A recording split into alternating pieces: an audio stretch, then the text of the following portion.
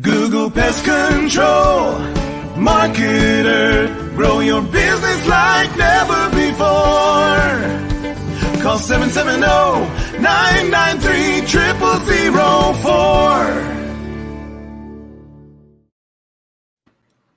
Hello, folks. This is Hal Coleman, the Pest Control Marketer, and welcome to yet another episode of Pest Control Marketing Live and the Pest Control Marketing Podcast, the only live streaming internet TV show totally dedicated to helping you, the WCOs and the PCOs, grow your business, get more new customers, increase your sales, and make more trips to the bank to make bigger deposits, hopefully. And I'm here as always with my sidekick, my partner in crime, my assistant, my associate, the ever-present, ever-vescent, always pleasant, Mike Stewart, Mr. Internet. How are you doing, Mikey? Well, you can see this is probably the first time I've done the show from my happy space. For those of you able to watch on YouTube, for those on the podcast, I am broadcasting from my houseboat on beautiful Percy Priest Lake here in Nashville in this warm August month. I want to timestamp it because it's not January. If you're listening to this in January, I'm not here. But every summer I love to come out here and I love what we're able to do, and we can do it from anywhere. So yeah, I'm excited to do another podcast today. You know, I was talking to one of our clients and hopefully a potential future client for me. They said they discovered this podcast in December, and they were just wowed with how much content was over. I mean, they're gobbling it up, going back and listening to old shows, and they're implementing some things, by the way, that they learned from the podcast that's made a difference in their business. Oh yeah. So the thing is the lesson there is something that you did 3 years ago may help somebody tomorrow, and that's why I'm such a passionate advocate of content marketing. That's what we're doing. So you got some great content you want to talk about today. Why don't you go ahead and take the lead? I do. And Mike, I have a cough today. You know, I had COVID about 2 weeks ago, and it's all gone. I feel fine. But when I start talking a lot, still have this little lingering tickle cough in my throat. So I apologize, folks. Yeah, Mike, this is a topic I was talking to one of my clients about yesterday during our monthly coaching call, and I thought, you know, this is something I need to talk about on our show, and that is I don't know if you've ever heard the saying, begin with the end in mind. You know, if you start drawing a house plan, you're beginning with the end in mind, which is a beautiful house. You have something in mind. You don't just start drawing, or if you're building a house, you've got a plan and a set of blueprints, and you don't just call up Home Depot, say, y'all send me about 2 tractor trailer loads of lumber. I don't know, just mix it up good, send it all out here and send me some nails and a hammer. I'm going to start building a house. No. You know, you don't do it that way. And so with businesses, I was talking to my client about it. He's a younger guy. He's probably going to work, 25 more years at least. And I said, what do you want your business to look like the day you decide you don't want to be in it anymore? And being a one-man operator, and the guy's probably doing $150,000 worth of business right now, and I said, when you're in, he's about 30 years old, I think. And, I said, let's just look at 60. Let's say you work 30 years. At the end of that 30 years, what do you want your business to look like? How are you going to get out of this business? Are you going to have children who are going to grow up and take over your business, go to work for you? No. Are you going to just want to just one day sell your business? Or, as I've known some people, believe it or not, that just got ready to quit, and they just quit, and they threw their coveralls in the trash can, gave their flashlight to their kids, and hung up their sprayer and sent all their customers a letter that said, I'm not in business anymore. You'll have to find somebody else. believe it or not, I've known people that did that. But, when I went in business for myself, I've used myself as kind of an example. I worked for the state, for 10 years as a pest control regulatory inspector, and then left there and went to work for an independent pest control company for 6 years before I went into business for myself as a one-man operator. And I watched people that I worked with at the state through those 10 years I was with the state leave the state and go out and start pest control businesses. And they would have them, stay in it for 3, 4, 5, 6 years, and then turn around and somebody would pay them $300,000 or $400,000 for their business, and then they would go to work for that company. I'm thinking, man, and back, we're talking back in the 70s too, okay, in the early 80s. And I thought, you can make some money in a pest control business. So I had 16 years experience when I actually went in business for myself, but I went in business for myself for 2 reasons. One is I wanted freedom. It's no secret. We've talked about it. I got a lot of hobbies. I like to hunt and fish and play golf. And you can't do that unless you have time off.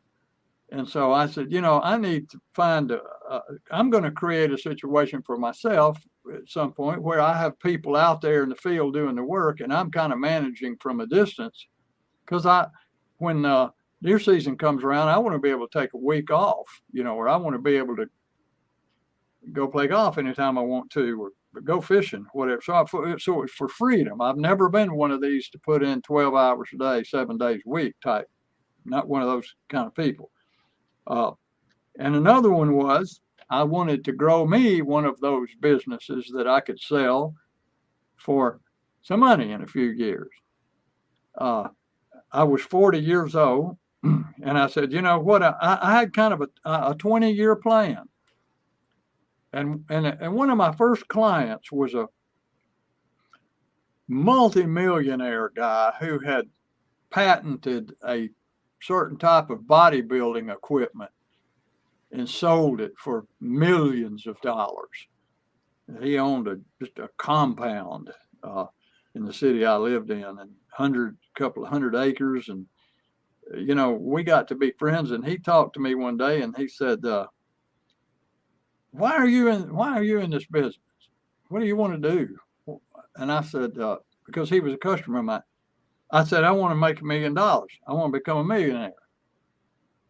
He said, he kind of looked at me kind of weird. He said, "Why do you want to be a millionaire?" I said, "Well, because now keep in mind this was in 1990, but I said, well, because growing up, millionaires were the people that if you were a millionaire, that meant you had made it. You had, he's a millionaire, and it was kind of a measure of success. And I had scrounged for money for years when I worked for the state. I didn't make any money much. I had 5 or 6 part-time little businesses going at the same time. And I said, I'd just like to become a millionaire just because I want to be a millionaire. That's been a goal of mine. And in my head, it's a measure of success. So I wrote down a 20-year plan to be a millionaire. And I said, but I don't want to be in this business forever. After I become a millionaire, I'll go do something else. And that was kind of what I had in my head. So, we talk about Elmo a lot. You give Elmo Elmo is a goal striving mechanism. And if he sees something enough times or hears it enough times, he'll make it happen. So I drilled it into Elmo, for years that I want to be a millionaire. So, and I had a 20-year plan. I drew it all out, growing my business 12% a year. How long would it take me to have a $1 million business? So that was going to be about 20 years. But I tell my clients, so what do you want to do? What do you want to have? How long do you want to work? you don't work until you're 65 years old, then what do you want to do when you're 65 years old? Do you want to have somebody write you a check for $1 million, or have somebody write you a check for $2 million? Or do you want to have one of your offspring carry on the business? Or do you want to just throw your coveralls in the trash can and give your flashlight away and have nothing? Believe me, like I said, I've seen it happen.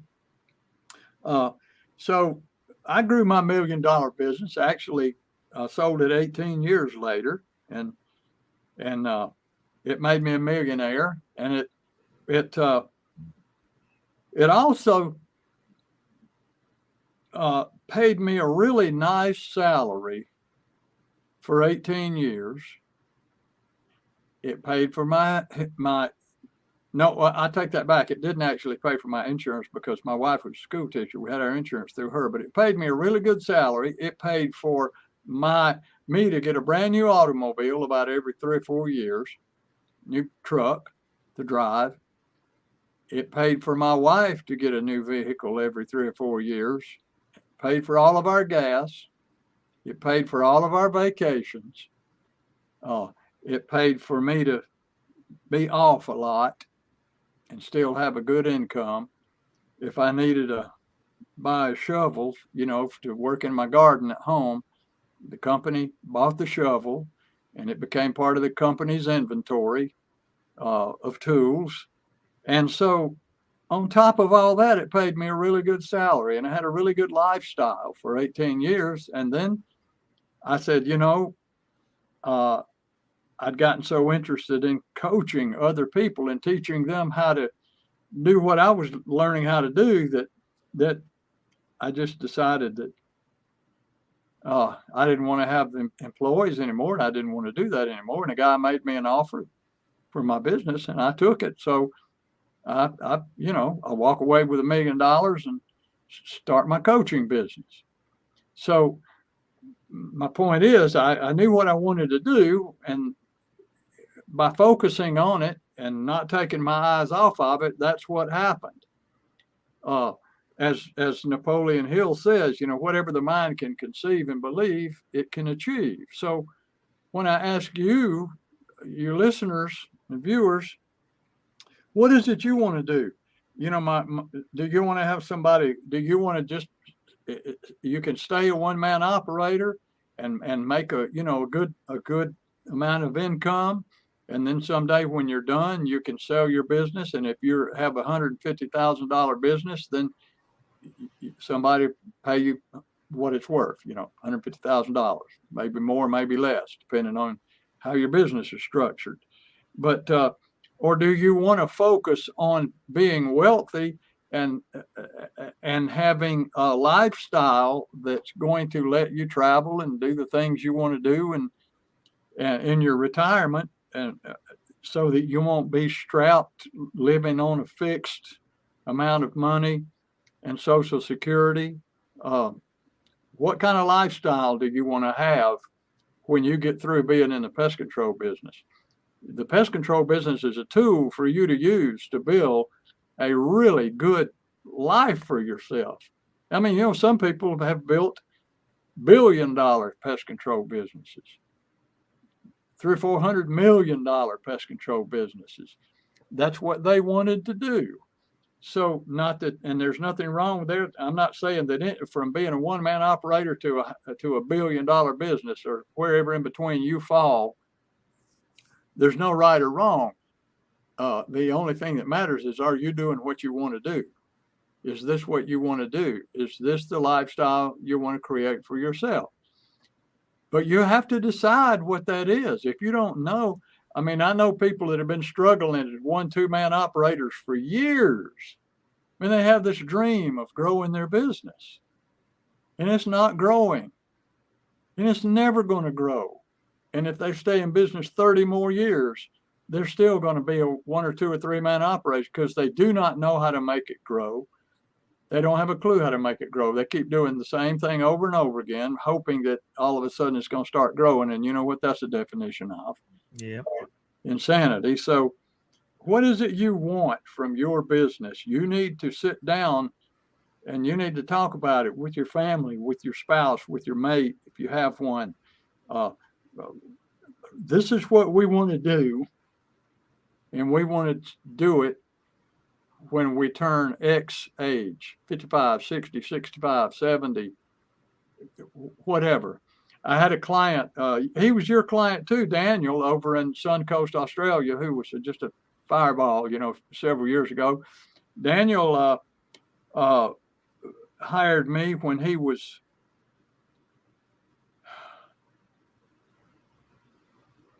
Daniel was 28 years old. And he said, I want to retire when I'm 35. And he had a pest control business. It was doing about $600,000 worth of business, as I recall. He got in my program. He stayed in my program 2 years. He worked with you also. He did everything we told him to do, just lickety split. He was just an amazing guy. And I haven't talked to Daniel now in about 3 years. And I texted him a while back and just said, hey, Daniel, how's it going? He said, it was a very short text back. He said, we did it, closing the deal in 2 weeks, $2.2 million. Thanks, Hal, for making it happen. Oh, so he did it when he was 34 years old, not 35. wow. But that's what you can do. And that was his goal. You see, that was his goal that he had set his mind on, was to retire at 35. And he started it in his 20s. And, but you gotta know where you want to go and when you want to get there. So, I didn't mean to just ramble on so long about that, Mike, but, I know that you have a lot of very valuable stuff to add to it. So what are listening to this, not as your partner, but as somebody who has to think about these things for themselves. I mean, this is kind of my recap of what you just said. I'm guilty of it. A lot of people start a business because they don't want to work for a boss. They want to be the boss. And that's their motivation. They don't want a job. They want a business. And we used to say, when you own a business, you can either work in it or on it. And too many people make the mistake of starting a business and they struggle working in the business. And they don't do things to help them work on the business. Letting go and delegating, having a plan, a 5-year, 10-year, 20-year, 30-year plan. Where would you like to see yourself? They're just going day by day, willy-nilly, hoping the phone will ring. And if the phone rings enough and they make it through the month, they go, whoo, I made it through another month.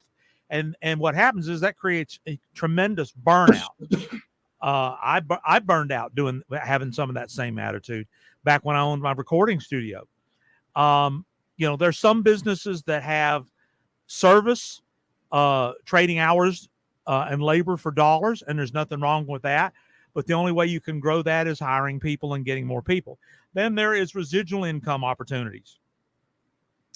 I think another thing that I did and you have done, what is your definition of retirement? I built enough residual income in the things I did, and you have too, that we could shut everything down and get up and play golf or sit on the boat all day long, 5 days a week, 7 days a week, and go to bed, watch TV, and that's all we did. That's my definition of retirement. No, me either. My definition of retirement is if I love doing it, I don't look at the watch. If I hate doing it, I can quit. That's retirement to me. So you got to make your own definition. That's why we have a lot of people that even though they don't have to have the money, they want to increase their lifestyle. They want to be able to do things that a fixed income. Having $1 million in the bank might earn you $40,000 to $60,000 a year residual income. So most people, 95% of Americans have less than a few $1,000s in the bank. You're one of the top 6 or 7%, Hal, to have that.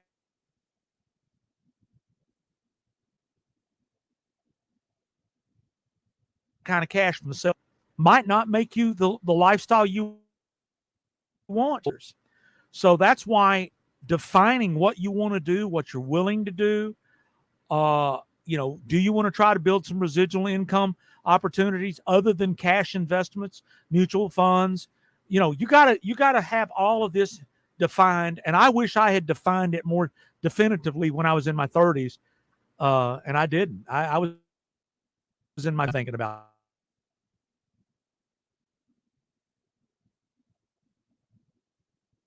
this stuff.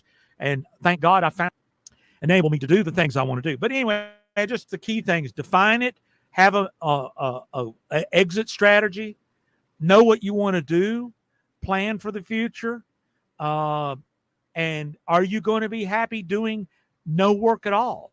I've got a friend who just retired from corporation, and now she's volunteering at a food bank because she just doesn't want to sit around the house all damn day long. Yeah. Yeah. Well, that's okay. But me, I like to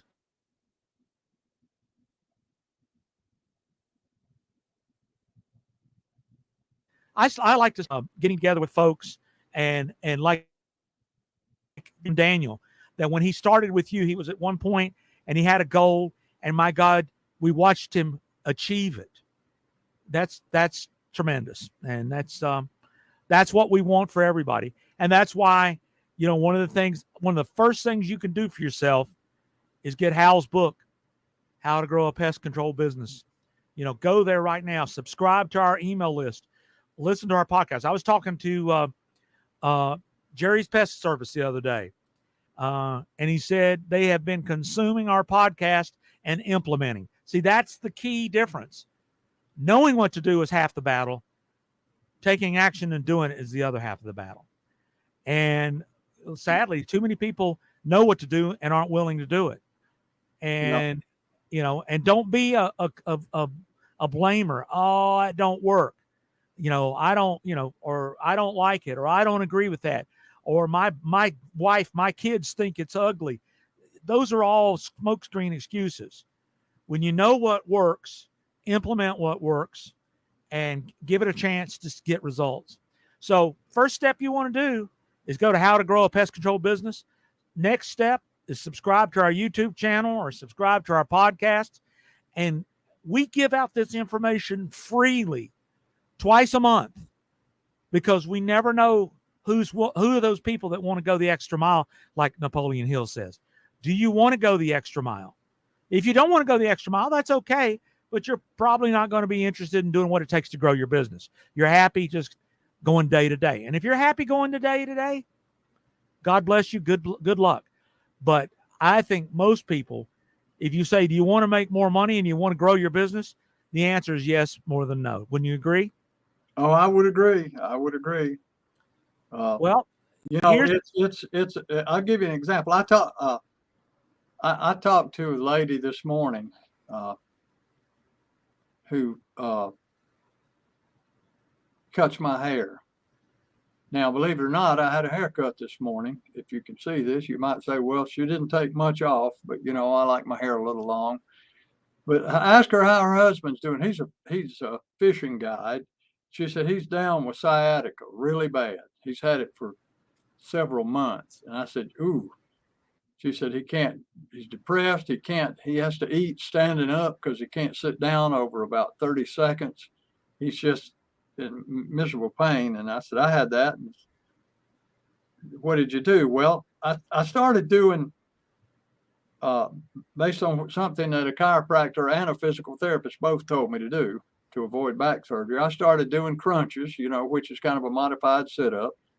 Did about 150 of those in the morning, which took about 5 minutes. Did about 150 in the afternoon, which took about 5 more minutes.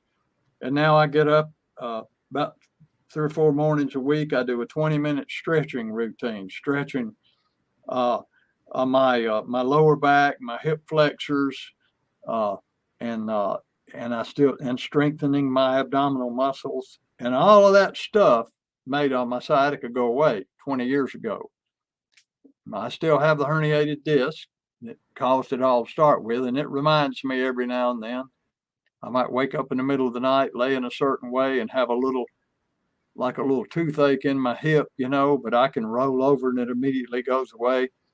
But I wouldn't quit doing my stretches and my core strength exercises for anything, because they saved my life. But I see somebody walking along like her husband with a cane, and I'll say, what's wrong? Oh man, my lower back, I got sciatica. It's about to kill me. I'm just crippled with it. Wow, yeah, I had that one time, and it went away. Really? How did it go away? I just started exercising. I started doing 150 crunches in the morning, 150 crunches in the afternoon, and they look at me as if I had just said, "Oh, I just took a chainsaw and sawed both of my feet off. That's all." And I checked back with them. I've got several friends that have the same problem. They will not exercise. They will not do what they have to do. They will not commit to it. They're looking for more pills, more pain medication to make the day bearable, but they will not do the work that it takes to make the problem go away. And 9 out of 10 of them won't. And just like 9 out of 10 people won't do the work that they need to do to make their business grow to become a millionaire. They just won't. And they got all the same excuses that these friends of mine have with their backs. So you're right about that. It's most people are just not going to do it. They got various and sundry reasons why they're just not doing it. Well, I'm gonna put it out there. I'm gonna challenge you. Anybody that hears this podcast, whenever it is, download Hal's book, How to Grow a Pest Control Business, and read it. Don't just download it and not read it. Read it. And then subscribe to this podcast. Make sure you go back and listen to the old episodes. But more importantly, Hal Coleman, in his golden years of time here, anybody that will call him at 770-993-004. That's 770-993-004, or Hal at Hal Coleman. 0004 for you listeners. Okay, good. See it. There's 3 zeros there, not 3 2. zeros, 0004. And or Hal at Hal Coleman. You can email him, carrier pigeon, smoke signals, any way you want to get in touch with him. He will spend an hour one-on-one with you and give you ideas that you can implement and start growing your business, whether you do business with him or not. But, we want you to sample how powerful his years of experience are. And I do the same thing. You can call me at 770-826-3662. That's my cell phone. In fact, all of those on YouTube right now, there's the cell phone. I just gave you the number to that cell phone that I'm holding up in the camera right now. We want to talk to you. We want to look at what's going on, and we want to tell you, I've got 13 points of changes that most web people don't do online. Hal has 1,000 little things that make a difference in your business. And, we do this podcast to share enough. But as Paul Harvey used to say, if you want to get the rest of the story, give us a call and let's talk one-on-one and see if we can make a difference and help you grow your business. Because if you don't make the end of mind that you want to grow your business, you're just marking time. You're not making a plan for end of time. And if you want to mark time, God bless you. But I don't. I want to, I'm enjoying my golden years. Hey, I'm floating in the lake right now, being able to do what I love, which is talk to my bud Hal. Yeah, how many people, for those that can't see you, Mike, how many people can sit out on their boat on the lake wearing a tacky, gaudy Hawaiian shirt and conduct their business and have fun, laughing and making jokes with their buddies and their audience, and knowing that you're making a difference in people's lives? It's quite rewarding. That's my definition of retirement. Somebody says, retirement, you either retire from something or to something. Right. So from something may be the hard corporate world, wherever you were that you don't want any more part of, you're retiring away from it. to go somewhere else. But you know what? I'm right where I will be until my brain or my body fails me to the point that I can't talk and coach people and pass my information along to other people. I'll be doing it for as long as I can.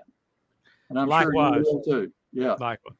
All right. Well, we need to get on out of here. This it seems like we're able to go longer than 30 minutes these days. I like to keep these podcasts at around the 30-minute mark.